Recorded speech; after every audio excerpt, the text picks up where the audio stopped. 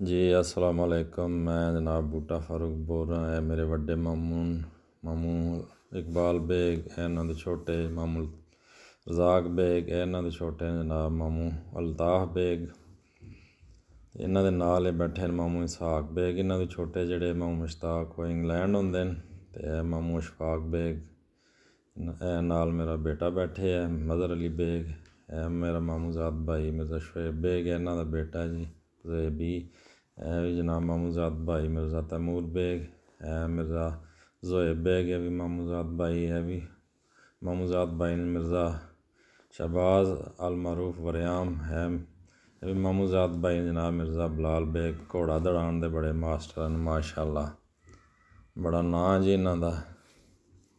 تے اج سارے فیملی کٹھے بیٹھے سی، گپ شپ ہو رہی ہے، کٹھے کھانا شانا کھادا ہے تے اتھے بیٹھ کے جناب گپ شپ لگا رہے ہیں سارے ساڈے وڈے ماموں جناب ماموں اقبال بیگ ماموں رزاق بیگ، تے بڑا اچھا ٹائم گزریا جی گپ شپ لگاندیاں۔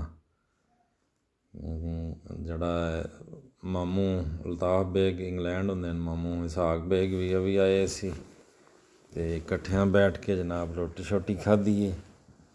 اللہ پاک لمبی زندگی دین جی سارے نوں۔ ساڈی بہت ہی پیاری فیملی ہے جی۔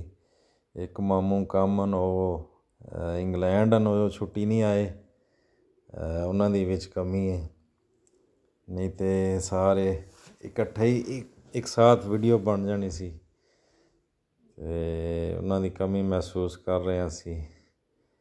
ماشاء اللہ کافی گپ شپ ہوئی ہے۔ کھانا